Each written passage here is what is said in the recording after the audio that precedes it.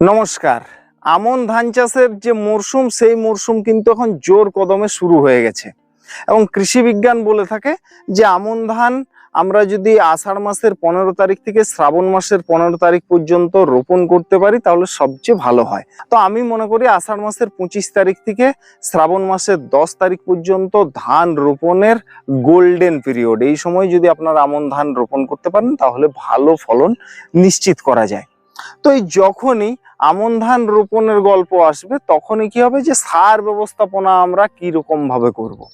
তো আমি আজকে তিনখানা কম্বিনেশনের কথা বলবো। এইভাবে যদি আপনারা সার ব্যবস্থাপনা করতে পারেন তাহলে কি হবে না, আপনি 33 শতকে কিন্তু 10 কুইন্টাল পর্যন্ত ফলন নিশ্চিত করতে পারবেন।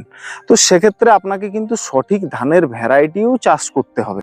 তো এই বছর 2026 সালে আমন ধান চাষটা কিন্তু একটা বিশাল চ্যালেঞ্জের মুখে এসে দাঁড়িয়েছে। তার একটাই কারণ, সেটা হচ্ছে এই রাসায়নিক সারের সংকট এবং দাম বৃদ্ধি। দীর্ঘদিন ধরে রাশিয়া এবং ইউক্রেনের যুদ্ধ চলছে এবং রাশিয়া ইউক্রেন থেকে আমাদের রাসায়নিক সারের যে মূল উপাদান সেগুলো কিন্তু অনেকাংশে আমরা ওখান থেকে আমদানি করতাম, সেটাতে ধাক্কা লেগেছে এবং যার ফলে বাজার সারের যে রাসায়নিক সারের যে বাজার সেটা ঊর্ধ্বমুখী হয়েছে। আর ইদানিং কালে ইরান এবং আমেরিকা যুদ্ধে তাতে কি করেছে, সেই আগুনে আবার ঘি ঢেলে দিয়েছে। এখন রাসায়নিক সারের দাম দেখুন কোথায় গিয়ে দাঁড়াচ্ছে। তাহলে আমাদেরকে এমন ভাবে সারের কম্বিনেশন গুলো করতে হবে যাতে আমাদের ফলনও নিশ্চিত করা যায় আর কি হচ্ছে খরচটাকেও আমাদেরকে কন্ট্রোলে রাখা যায়।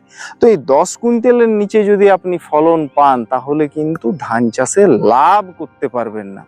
তো আমি আমন মরশুমের জন্য যে সারের কম্বিনেশন গুলো বানিয়েছি সেই কম্বিনেশন গুলোর মূল যে টার্গেট সেই টার্গেটটা হচ্ছে কিন্তু 10 কুইন্টাল ধান বিঘা প্রতি। এবং এই কম্বিনেশন গুলোর যে ভিত্তি হচ্ছে সেটা হচ্ছে পশ্চিমবঙ্গ সরকারের সুপারিশ। বিশেষ করে যেগুলো মধ্যম উর্বরতাযুক্ত মাটি সেখানে আপনারা কি ধরনের সার ব্যবস্থাপনা করলে ভালো ফলন পাওয়া যাবে সেই সুপারিশ থাকছে, প্লাস আমার অভিজ্ঞতা, এই দুটোর মেলবন্ধনে এই কম্বিনেশন গুলো কিন্তু বানানো হয়েছে। এরপরে আপনারা যে জমিতে চাষ করছেন সেই জমির কন্ডিশন কিরকম রয়েছে বা সেই জমিতে যে মূল খাদ্য উপাদান সেগুলো কোন অবস্থায় রয়েছে তা কিন্তু আমি জানি না, এটা আপনারাই সবচেয়ে ভালো জানেন। বা যদি আপনারা মাটি পরীক্ষা করিয়ে থাকেন তাহলে আপনারা আরো ভালোভাবে এই সারের যে অনুপাতগুলো সেই অনুপাতগুলো কিন্তু নির্ধারণ করতে পারবেন। তো আমি এখান থেকে দাঁড়িয়ে বলে দিচ্ছি, কিন্তু আপনারা আপনার জমির চরিত্র অনুযায়ী এই পরিমাণটাকে একটু কম বা বেশি করে নিতে পারেন আপনাদের সাপেক্ষে। কিন্তু যদি আপনার জমি খুব নিম্ন উর্বরতা যুক্ত হয় এবং আপনি এই কম্বিনেশনটা তো আরো কাটছাট করেন তাহলে কিন্তু আপনার ফলন কমবেই কমবে।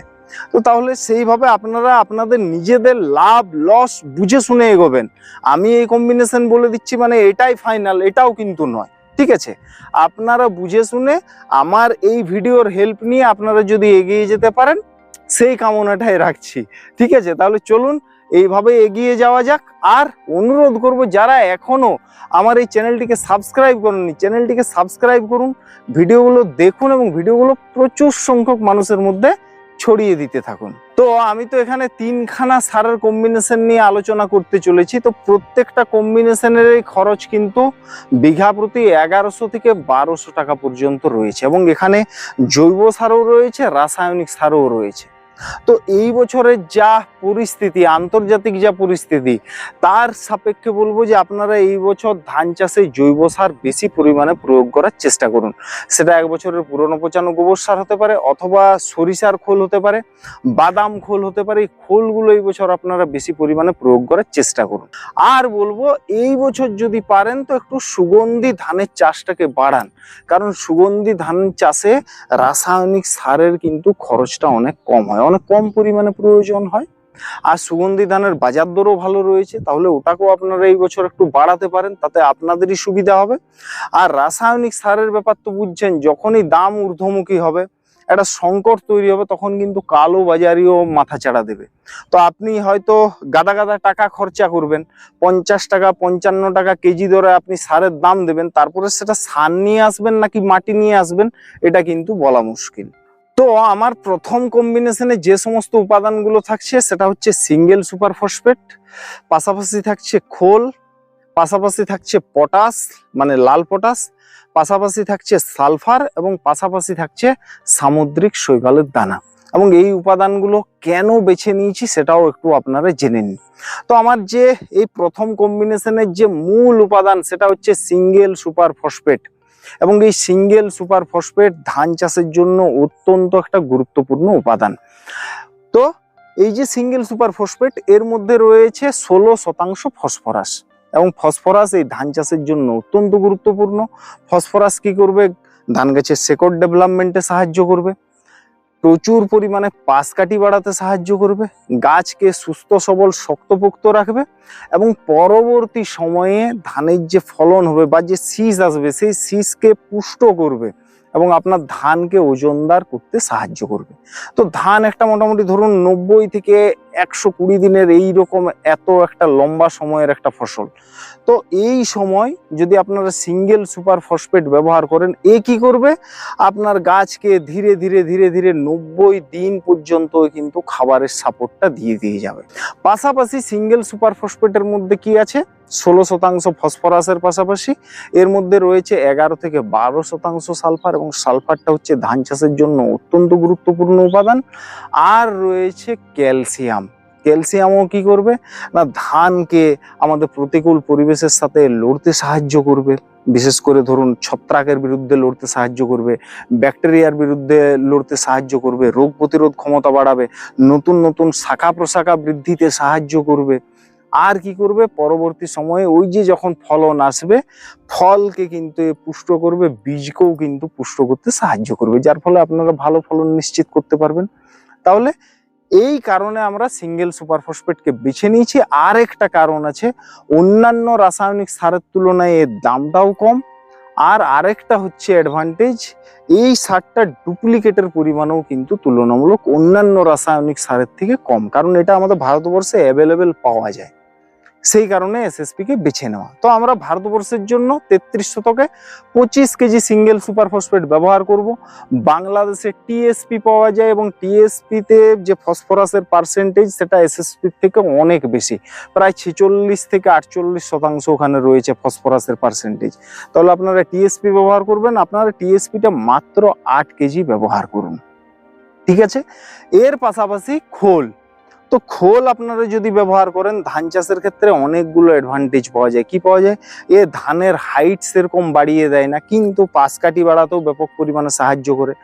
পাশাপাশি আরেকটা কাজ হয়, আপনার অল্প পরিমাণে রাসায়নিক সার দিলেও সেটা কিন্তু খুব একটা সমস্যার কারণ হয়ে দাঁড়ায় না। এই খোলটা দারুণভাবে সাপোর্ট দিয়ে যায়, এবং পরবর্তী সময়ে ভালো ফলন আপনারা নিশ্চিত করতে পারবেন। আর দামটাও তুলনামূলক নিয়ন্ত্রণেই রয়েছে খোলের। তো আপনারা খোলের জন্য বলবো সরিষার খোল এক্ষেত্রে আপনারা 15 কেজি নিতে পারেন, আর যদি বাদাম খোল নেন তাহলে 33 শতকের জন্য 10 কেজি নিলেই যথেষ্ট। নেক্সট যে সার সেটা হচ্ছে লাল পটাশ। লাল পটাশ এখানে আপনারা 33 শতকে 3 কেজি নেবেন, এবং লাল পটাশ নেওয়ার কারণ হচ্ছে পটাশটা কি করবে? গাছের শেকড়কে সুস্থ সবল রাখবে, গাছের রোগ প্রতিরোধ ক্ষমতা গড়ে তুলবে, এবং ছোট অবস্থায় ধানের পাতা যে লাল হয়ে যায় সেই ধরনের সমস্যাগুলো কিন্তু আসতে দেবে না। তাহলে পটাশের পরিমাণটা আপনারা 33 শতকে 3 কেজি ব্যবহার করবেন। আর পটাশের পরবর্তী যে উপাদানটা আপনারা বেছে নেবেন সেটা হচ্ছে সালফার। আপনারা যে 90% সালফার বেন্টোনাইট পাওয়া যায়, এটা কি হবে? ধীরে ধীরে গাছকে কিন্তু যোগান দিয়ে যাবে। আপনার জমিতে প্রয়োগ করার দ্বিতীয় সপ্তাহ থেকেই কিন্তু একেবারে 90-100 দিন পর্যন্ত কিন্তু সালফারের সাপোর্টটা বজায় রাখবে। তো সালফার ধান চাষের জন্য এই কারণেই গুরুত্বপূর্ণ। এই যে ধানের শেকড় যে দেখবেন পচে যায় এবং ধানের গ্রোথ থাকে না, এই কিন্তু ধানের শেকড়কে সাদা রাখতে সাহায্য করবে, কারণ এই একটা ছত্রাকনাশক হিসেবেও কাজ করে, গাছের পাতাকেও সবুজ রাখে, খাবার বৃদ্ধিতে মানে আর কি খাবার তৈরিতে আরো বেশি পরিমাণে উৎসাহ দেয় গাছকে। পাশাপাশি কি হয়? পরোক্ষভাবে পাশ কাঠি বাড়াতে সাহায্য করে, এবং পরবর্তী সময়ে পেনিকেল যে লেন্থ শীষের দৈর্ঘ্য বাড়াতে কিন্তু সাহায্য করে। এতগুলো কাজ রয়েছে সালফারে। আর পরীক্ষামূলকভাবে আপনারা দেখে নেবেন যে জমিতে সালফার প্রয়োগ করা থাকবে সেখানে কিন্তু বাদামি শোষক পোকার আক্রমণও পরবর্তী সময়ে কম লক্ষ্য করা যাবে। তাহলে এখানে আমরা 90% সালফার বেন্টোনাইট এটা 2 কেজি ব্যবহার করব 33 শতকে। এবং এর পরবর্তী তে থাকছে যে উপাদান সেটা হচ্ছে সামুদ্রিক শৈবালের দানা। এটা একটা প্রাকৃতিক উপাদান এবং এ গাছের অলরাউন্ড ডেভেলপমেন্টে সাহায্য করে, পাশ কাঠি বাড়াতে সাহায্য করে, গাছের রোগ প্রতিরোধ ক্ষমতা বাড়াতে সাহায্য করে এবং ওভারঅল ফলন বাড়াতে সাহায্য করে এবং এটা মাটির জন্যও ভালো। তো এটা আপনারা বায়োভিটা এক্স গ্রানুয়েলস অথবা সাগরিকা জেড প্লাস প্লাস ব্যবহার করতে পারেন। বাংলাদেশ থেকে যে সমস্ত দর্শক বন্ধুরা দেখছেন, আপনাদের ওখানেও জাইম পাওয়া যায়, এটা আপনারা 33 শতকে 2 কেজি ব্যবহার করুন এবং এই কম্বিনেশনটা যদি আপনারা ব্যবহার করেন তাহলে আপনাদের 1100 থেকে 1150 টাকা পর্যন্ত খরচা পড়বে। নেক্সট যে কম্বিনেশনটার কথা বলবো সেটা হচ্ছে আপনারা সিঙ্গেল সুপার ফসফেট নিন 15 কেজি 33 শতকের জন্য। আর বাংলাদেশ থেকে যে সমস্ত দর্শক বন্ধুরা দেখছেন আপনারা টিএসপি নেবেন 5 কেজি। তার সাথে আপনারা ভারতবর্ষ থেকে যারা দেখছেন আপনারা 10-26-26 এটা নিন 5 কেজি। এবং বাংলাদেশে তো 10-26-26 পাওয়া যায় না, তাহলে আপনারা ওখানে ডিএপিটা ব্যবহার করুন 5 কেজি। কিন্তু মাথায় রাখবেন ডিএপি ব্যবহার করলে কিন্তু ওর সাথে 3 কেজি কিন্তু পটাশও আপনাদেরকে ব্যবহার করতে হবে। এবং ভারতবর্ষ থেকে যে সমস্ত দর্শক বন্ধুরা 10-26-26 ব্যবহার করবেন 5 কেজি 33 শতকে, তাদের আর আলাদা করে পটাশ ব্যবহার করার কোনো প্রয়োজন নেই। এর পাশাপাশি আপনারা যেটা ব্যবহার করবেন সেটা হচ্ছে 15 কেজি সরিষার খোল। আর যদি বাদাম খোল আপনারা ব্যবহার করেন তাহলে ব্যবহার করবেন 10 কেজি। পাশাপাশি আপনারা কি ব্যবহার করবেন এখানে সালফার 90% যে সালফার বা 80% যে সালফার সেটা আপনারা এখানে 2 থেকে 3 কেজি ব্যবহার করবেন। এখানে 3 কেজি কেন বলছি, কারণ এখানে এসএসপির দেখুন পরিমাণটা কম রয়েছে, তাহলে এসএসপি তে যে সালফারটা পাচ্ছি সেটাও আমরা কিছুটা কম পাচ্ছি, সেই কারণে আরো 1 কেজি পরিমাণ ওখানে আমি বাড়িয়ে দিয়েছি এই কম্বিনেশনে। এবং লাস্ট যে উপাদানটা থাকবে সেটা হচ্ছে সামুদ্রিক শৈবালের দানা। এটা আপনারা 2 কেজি করে 33 শতকে ব্যবহার করতে পারেন। এবং এই যে কম্বিনেশনটা, এই কম্বিনেশনটা তো আপনার খরচা পড়বে মোটামুটি 1100 থেকে 1200 টাকার মধ্যে। এবং তৃতীয় নম্বরে যে কম্বিনেশনটা নিয়ে আলোচনা করব সেটা ভারতবর্ষ এবং বাংলাদেশে উভয় ক্ষেত্রে আপনারা এই কম্বিনেশনটা ট্রাই করতে পারবেন। তো আমাদের ভারতবর্ষের জন্য বলবো আপনারা এনপিকে 10-26-26 33 শতকের জন্য নিন 10 কেজি।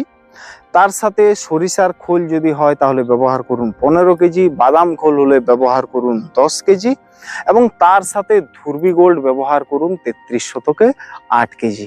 এই ধুরবি গোল্ডের মধ্যে ক্যালসিয়াম রয়েছে, সালফার রয়েছে, জিঙ্ক, বোরন, আয়রন, পটাশিয়াম, অনেক কিছু উপাদান রয়েছে এবং এই নিয়ে আমার চ্যানেলে ভিডিও দেওয়া রয়েছে, আপনারা চাইলে একবার ভিডিওটা দেখে নিতে পারেন। তাহলে ধুরবি গোল্ড নিতে হবে 8 কেজি। এই কম্বিনেশনটাতে খরচা পড়বে মোটামুটি 1200 টাকার মতো। আর বাংলাদেশে তো ধুরবি গোল্ড পাওয়া যাবে না, আর আপনাদের ওখানে 10-26-26ও পাওয়া যাবে না, তাহলে আপনারা ডিএপি যদি ব্যবহার করেন তাহলে 10 কেজি নেবেন ডিএপি, তার সাথে লাল পটাশ নেবেন 3 কেজি, তার সাথে খোল আপনারা ব্যবহার করবেন। আর ধুরবি গোল্ডের পরিবর্তে আপনারা ওখানে জিপসামটা ব্যবহার করুন। জিপসাম আপনারা 33 শতকে 5 থেকে 6 কেজি ব্যবহার করুন, ওর মধ্যেও সালফার এবং ক্যালসিয়াম রয়েছে। দর্শক বন্ধুরা, আশা করছি আপনারা এই কম্বিনেশনটা ব্যবহার করে ভালো ফলন পাবেন। এবং আজকের ভিডিওটা এ পর্যন্ত। যদি আজকের এই ভিডিওটা আপনাদের ভালো লেগে থাকে তাহলে অবশ্যই একটা লাইক করবেন। যদি কোনো প্রশ্ন থাকে তাহলে অবশ্যই কমেন্টে জানাবেন।